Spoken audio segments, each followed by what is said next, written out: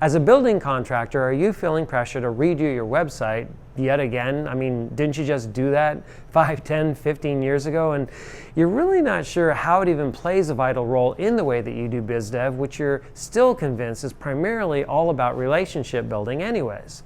I'm Rusty George, and I have a couple of pointers on how you can do some quick online competitive research, find out how the other guys might be trying to edge you out, and then take a couple of steps to gain the advantage online in order to become a louder builder.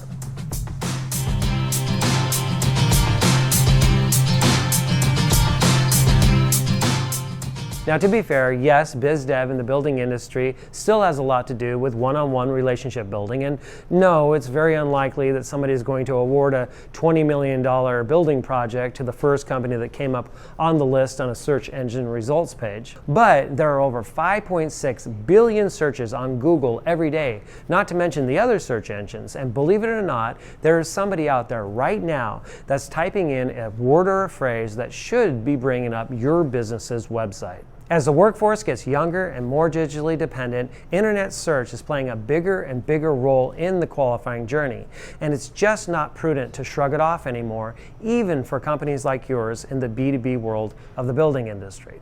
Now consider this. You just nailed a great interview with a prospective client. The chemistry checked out, the presentation was flawless, and you left that meeting confident that that project was all but yours. Now you know that the first thing that they're going to do when you leave is go back to their desk and bring your website up to make sure that you are who you say you are and you can do what you just said you could do. Now, the problem is that we've all gotten lazy in the last decade or so, and instead of taking your business card and typing in your company's website verbatim, instead, likely, they're going to just enter in your company's name, regardless of spelling, and sit back and let Google do all the work in finding your website.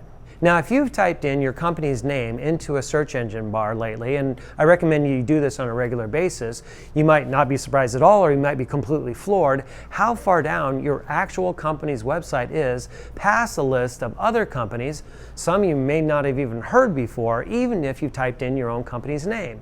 Why is this? Because Google is in it for the money, just like the rest of us.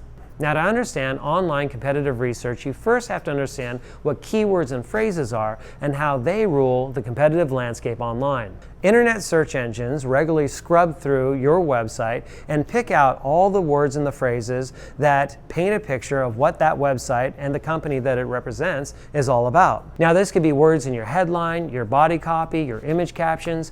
It could be your products, your services, your company's name, and it'll compile and organize and store all of those words and all of those phrases so that, in theory, the next time somebody types in a search that closely represents any of those words or phrases, it will recommend your website as the most relevant option for their search. However, there are competitors out there who go one step further by artificially coaxing Google to suggest their website above other search results by bidding on those very keywords, paying for them using PPC or pay-per-click campaigns.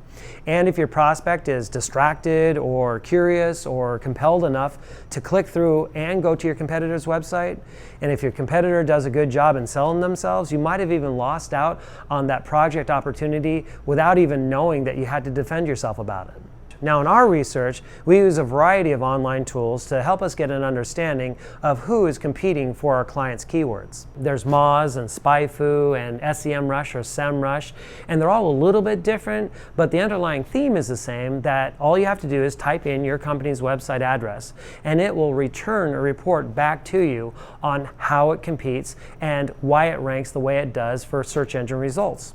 But most importantly, they'll reveal the keywords that you're ranking on, who else is competing for them, and what they suggest to do in order to enhance your website to be more attractive to those very keywords. Which brings us to a mind-blowing fact that over 60% of all search queries entered every day have never actually been entered before. This opens up an opportunity. In addition to using the expected terms like pavers or concrete suppliers near me that are super competitive and expensive, actually put yourself into the mind of your clients and think of the questions that they typically ask. For instance, Is it possible to pour fresh concrete on existing concrete if it's raining? By incorporating these phrases into the content of your website, it way increases the chances that you're going to land top of the list, not just to anyone and everyone, but that specific target audience that you're going for anyways. This is the competitive advantage that you're going for. I'm Rusty George, and I'm here to assure you from the marketing front lines that online search is not going away as a component in the biz dev process. And the sooner that you can wrap your brain around it, start doing the homework, and taking the steps to be more competitive in that space, the easier your biz dev process is going to be, the better you can scale and grow, and the sooner you can become a louder builder.